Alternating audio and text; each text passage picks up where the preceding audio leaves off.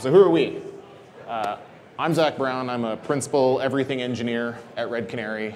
I kind of just do whatever engineering needs me to do, from blue team research stuff to making our service run faster to breaking things with Casey. Yeah, I'm Joe Moles. Mostly I herd cats to help improve our customer security. So we're going to get kind of straight to it. We're going to skip any pleasantries. .NET tradecraft is becoming kind of a problem. I didn't realize it was becoming quite as much of a problem because my previous job was at Microsoft, and we saw a lot of .NET tradecraft from our red teams. So it's not new, though it may be new to some of y'all. And in fact, PowerShell is a variant on that, especially when you talk about things like PowerSploit, where they were just leveraging .NET to do these things. It's attractive because the telemetry and insight space is much less studied right now. There are some pretty good, very, very high volume logs available out there, and I have some examples later on those kind of things. And then, of course, it's interesting because you have really fun applications like MSBuild and install-util, which are just installed on every single machine deployed in your fleet without really an option to get rid of them. So let's get to the root of all evil, assembly.load with a byte array. That byte array is anything in a COF format, the common object file format. It lets you load a .NET assembly from memory instead of from disk. And the resulting assembly it's executable code in memory. Like you effectively turn it into a class object you can call, do whatever you want. This is some of the magic tricks that they were using in PowerSploit, not new. And it is sanctioned by .NET runtime. You might think, hey, this is really weird. Why would they let you just arbitrarily load a byte string and do some stuff with it? Well, it's because there's a whole bunch of really legitimate things you can do with it. One is plugin models. So a good example is ASP.NET, MVC. People build frameworks around these web frameworks, all sorts of extensions around that space. A lot of them are, hey, I've got this directory. If you have a custom plugin for your sweet web application, just drop any old DLL that's in there. Sweet. So you got yourself access to an IIS server. You drop your sweet payload on it, and now you've got execution because it just loads it. It doesn't care. It'll do whatever. It doesn't check signing. Also for consuming dynamically emitted code. So if you're doing a lot of really magical reflection and you're auto-generating things from XML templates, that's another example of where there are frameworks out there that just take XML, turn it into an object, load it up. But what happens if you just drop an arbitrary binary with the right APIs implemented into the directory? Load it up. Also for performance, one of the problems you have in general is that dynamically reloading code, for performance reasons, the way .NET handles locking assemblies that are loaded in memory is that it's going to lock it directly. So one thing people do is they read the byte string of the DLL on disk, load it through assembly.load. That way they're not locking the original binary. And then of course, this is a corner case, but this particular performance issue exists, and I've seen it in production. App domains are a really nice way to separate code out and kind of have some separation of context and running code in a separate process, but it incurs an overhead cost in cross-process communication. And so in order to skip that, people do some magic tricks with assembly.load. So of course, we shouldn't forget pinvoke and com interop. They are sometimes talked about, sometimes not. It turns out you can call Win32 DLLs from .NET, any of them, as long as you can figure out how to write the signature. And it doesn't just have to be Microsoft's DLLs. It can be your custom malware DLL or one that you found off the internet. Of course, com interop. I haven't seen it talked as much about in malicious use cases, but I wouldn't be surprised if we start seeing it more, especially when you start talking about things like fun com serialization, deserialization issues, where there's all sorts of crazy things you can do. Monikers have some problems in that security space. And of course, why do these things matter? Well, if you go look at PowerSploit as a good example, just as a starting point, it uses pinvoke. It uses assembly.load. They're the two core primitives that nearly all of these malwares, or all of these types of malware use. Let's see. So let's jump into MSBuild, install util, and .NET to JScript, which is a fun one if you haven't heard of it yet. It came out, I think, late last year. James Forshaw started talking about it. MSBuild, available by default since .NET 4. It lets you arbitrarily execute a task in code as part of an MSBuild build task. So a good example for something like this might be you want to replace a token in your code with this dynamically generated identifier, maybe the GitHub or the Git commit hash to identify the version of code you're using. That's really cool. But turns out it also just runs any old C# that you throw at it. You put a C data block in the middle of the XML and you just type it out. Alternatively, you can do some XSLT transformations where you download some code dynamically and execute it through C script. And of course, it bypasses just about every product on the market. Yeah, so if anybody's familiar with, like, Casey put out a few years ago, Squibbly-Doo using regserve to read terrible, terrible code right off the internet. Basically, you take this and you can do it all in memory. So all you see from, like, if you're looking at, so for me and my team, we look at a lot of endpoint telemetry and process telemetry. When you look at this, it's basically that same functionality, except much more obfuscated from our view. You see anything, if you're looking in an environment that's typically has any sort of heavy Windows development, these are common utilities. And from a pure process telemetry, this significantly reduces that visibility to be able to identify that activity going on. It becomes very difficult to analyze because all that code is being loaded in memory and it just looks like a standard compiler or an install utility doing a build process. So this stuff gets really interesting when you're looking at this is from anybody doing red teaming activities or pen testing activities as a way to execute arbitrarily hosted code from GitHub or other places. You can do some really slick stuff with this that will, confuse your blue teams for quite a while. Yeah, it all looks like legitimate activity. When I was at Microsoft, I remember being part of an incident response for an internal pen test. And one of the things they did was they backdoored a build machine and they modified one of the CS proj files that MSBuild loads. And so what it would do is it would just, every time, just in case we had managed to delete the malware that was inside the environment, it would just extra copy that DLL into the plugin directory for them every nightly build. You can imagine that's really handy for them and really annoying for us because admittedly, we did not have perfect visibility into all of our build machines the way we would have liked. So let's look at an example. This is the XSLT example. So kind of important pieces here. This include right here.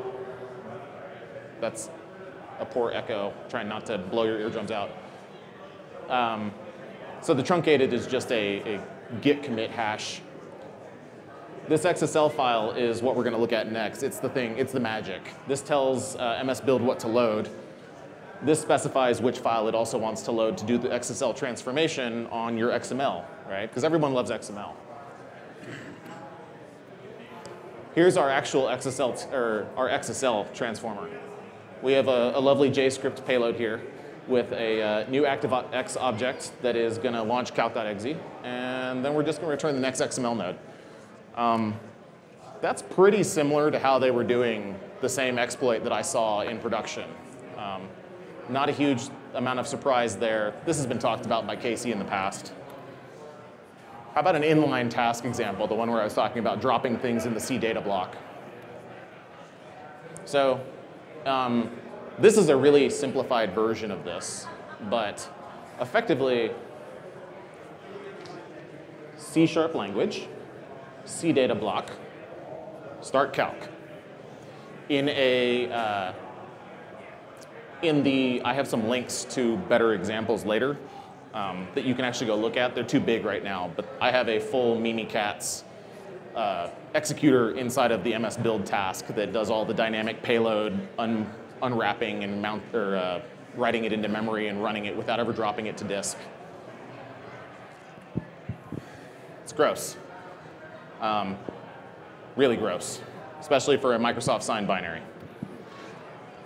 What about install util? So if you haven't heard about that one, another thing that Casey has talked about, but again, comes up because we want to talk about C#. Also lets you run arbitrary C# code. It's been around since .NET 1.1, and it's also in every .NET install. It's used for installing and uninstalling things programmatically for .NET Server resources. I've never seen it used that way, and I worked at Microsoft, so I don't know who's using it. People actually use it. I've seen it. Yeah, that's part of yeah, I'm not gonna get into that.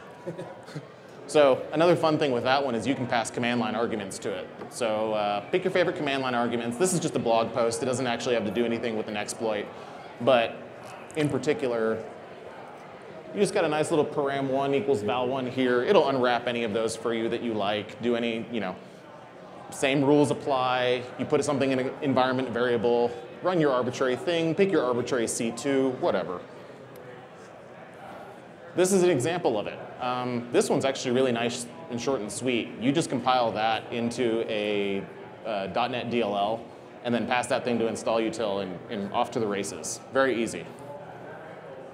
Again, WAT. It's gross. Now, this is kind of meat and potatoes scary to me. So turning arbitrary .NET assemblies into anything effectively on the operating system. JScript, VBScript, VBA, scriptlets. Scriptlet monikers, so using COM in that case. This is, .NET to JScript is actually something that James Forshaw developed as a side effect of trying to test something else and wasn't even sure he was going to release it, at least as he told me. And he decided to because it seemed like an important thing, so we're going to talk about it. So here's our sweet test class. Nothing fancy, just Notepad. This is after running it through the .NET to JScript. You compile that last class into a DLL, run it through the .NET to JScript tool. We get this thing. That's all very cool. But the things that are really interesting is the binary formatter, base64 transform, because right here is actually that giant base64 block. I just smack that.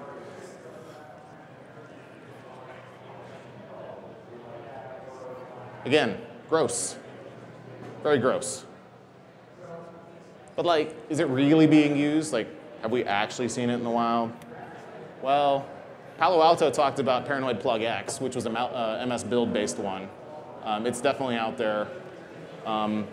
Like I said earlier, I have seen internal red teams using it, and if internal red teams are using it, I wouldn't be surprised if nation state actors are using it, or even medium complexity. These are not hard or difficult exploits to pull off. And they're extremely commodity because the tools are everywhere. The other thing that you have to think about is that to execute those, you're using tools that are actually compiling code, so you don't actually have to bring any binaries to the table. You're creating the binaries on the fly that are actually executing all that code in memory. So from a process telemetry, from a binary analysis, you're usually catching any of that post-execution. Again, gross. What about install util? Kaspersky wrote a little bit about this. Sorry, I thought somebody was asking me a question. Kaspersky wrote about this, November 8th of last year. But I've seen a couple of posts from them talking about seeing this in the wild, especially in Eastern Europe markets. Gross. So what do? Right? Do we uninstall .NET now? That's not really possible as of at least Windows 8, I think. Switch Linux and Mac. Maybe that'll solve the problem. Pack up and go home, right? Only way to win is to not play the game. Let's talk about options, right? We have a few things, nothing that is 100% bulletproof, but some interesting ideas that really need to be explored. And a lot of people haven't really spent as much time there as I had expected. So, what can we detect? And I'm just talking raw telemetry, not even building something that's a high, what's the word I'm looking for? Very high efficacy in terms of catching it. Fusion logging is really interesting. Fusion logging is part of .NET. It allows you to actually see when a .NET binary attempts to resolve a type, it will show you how it found the type that it resolved. That's really interesting because if somebody creates their super sweet malicious type, you can find out what DLL it came from. As you can imagine, processes, whether .NET or not, load a lot of DLLs. So, and also .NET programs load a lot of types. Kind of problematic. There's a volume problem here, but it is a source. ETW logging. There is a .NET CLR trace, and there is the Microsoft Windows kernel process trace. Both of those traces emit data about what DLLs were loaded into processes. So a good example, and we're going to talk about it in a minute, is actually mscore.ee.dll is the core .NET DLL. Every .NET process loads at least that. And so that being loaded into a process, if you actually want to execute .NET code, that's a high-value signal. As you can imagine, if you run an ASP.NET shop or something like that, it's going to be incredibly high volume because you've got all these things loading all that stuff. And then, of course, there's CLR guard, which Joe Desimone talked about last year at Derby. It'll block and capture an assembly, and it uses the app init DLL's functionality to inject the DLL into every single process that starts up. And then it monitors for these calls to load .NET. Unfortunately, it's a proof of concept. So a good example of why it's a proof of concept, if you enable CLR guard on your machine right now, and then you attempt to launch something like Visual Studio won't work because it'll catch it trying to do assembly.load on an arbitrary byte payload. And that's because it's doing the things I said earlier with the performance optimizations. It's unfortunate, but it is the reality of how these things work, and it's very much the nature of .NET. So we're going to talk a little bit about ETW real quick. I talked about it last year at Derby. You may have seen that. But we're going to go over it again.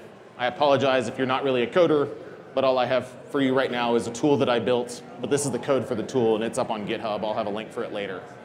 But it's relatively simple. Effectively, we're going to listen to the Microsoft Windows kernel process provider. We're going to filter on event ID 5, which is DLL load. And we're going to look for any image name that ends with mscore.ee.dll. In Windows parlance, an image is a DLL. Any library that gets loaded into a process is an image.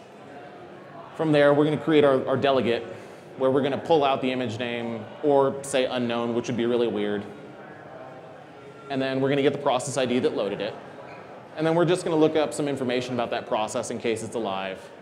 And then we're going to log some information about it. Right? This is very dumb, basic, simple example of how you could catch something like this that's actually pretty performant. And then you can imagine marrying this up with a whitelist of approved binaries that can do this sort of thing. You know, maybe your IIS server and Visual Studio, or a lot of this comes down to understanding your environment. So this is it running. I don't do live demos because they're scary and they always never work. So up top is actually the binary that I ran, that I created there. Inject example.exe actually came from the CLR guard project as a proof of concept for loading CLR. So this is it showing that it's running. And then, of course, there's our PID showing, hey, it loaded mscore.ee.dll even though it's a native code binary. We know inject example is actually a Win32 executable. So what else can we do? Well, unfortunately, I don't have like that one sweet trick for you to go home and solve this problem. But a really, really good way to start is to look at like developing resilient detections around behaviors and not around signatures, not around trying to pick exactly what works and what's allowed, right? Kind of detection along the kill chain, which has been talked about over the last couple of years, and MITRE ATT&CK. Anything else? I mean, some of the other things, like looking at those specific tools, everybody says, understand your environment, know what everybody's doing. Yeah, we've all worked in enterprise security. We know that doesn't always work, but some of these specific tools, you can start looking for interesting use cases or interesting telemetry around them. Like MSBuild shouldn't be talking to the internet. Why is MSBuild talking to GitHub? Stop doing that. You know, simple things like that. Start looking at what your base use cases for this. Do you have a bunch of developers? Okay, how are they using this regularly? Understanding those processes, and then say, everybody else, do not touch. You know, kind of framing some of this in. This is default on all your Windows environments, but understanding where it's used and how it's used is, you know, good IT hygiene, and just getting that familiarity. So start looking for some even just the basic build tools, MSBuild, CSC, those type of tools that are part of the .NET compile and build and development framework, and understand where and how they're being used natively in your environment, and then start looking for, you know, testing those and understanding how in these abuse cases you can find some maybe not, you know, silver bullet detections and use cases, but you can find some use cases where, hey, this may not be normal, I at least need to go investigate. And of course, there is, you know, app whitelisting, right? I mean, Casey's talked about this on and off for the last 4 or 5 years at least. Figuring out exactly who needs to be able to run what, and I understand that that is a difficult proposition in a lot of cases, especially when you need to unroll back from where everyone's used to being in the Wild West. But in reality right now, unless Microsoft begins to enable improved telemetry and logging in .NET, much the way they did with PowerShell, I don't have many better options for folks, because MSBuild does have legitimate uses on machines. InstallUtil does have legitimate uses on machines. Just because csc.exe, the C# compiler, spun up, it's not necessarily a bad thing, and there are common, and even when you didn't realize it, use cases where it occurs. But again, coming to understand it and picking out, like, okay, maybe we should disallow MSBuild and InstallUtil at least from running. And of course, Chromebooks don't get malware, right? Macs didn't get malware 5 years ago, now they get malware. So Chromebooks don't get it now. This is roughly the end of our content, partly because we thought we had a 30-minute slide, or a 30-minute slot until we got here. So Casey and I developed 30-minute content, or 30 minutes worth of content. If anyone has questions about this, wants to talk to us, a lot of this is kind of precursor to the workshop we're giving tomorrow. So if you're in the workshop tomorrow, buckle up, because we're going to go really, really deep and really, really fast. I didn't want on the first night of a conference to completely slam everyone's brain with, like, hey, here's all the details of how everything works and how everything's going to do things. And oh, hey, we're going to write some code later tomorrow. So that's what we have. If anyone has questions, we're happy to take them. I can sit and chat for however long. Questions, comments, concerns? Snide remarks? Snide remarks, yeah. If you didn't like it, I want to hear about it. Cool. Thanks for your time.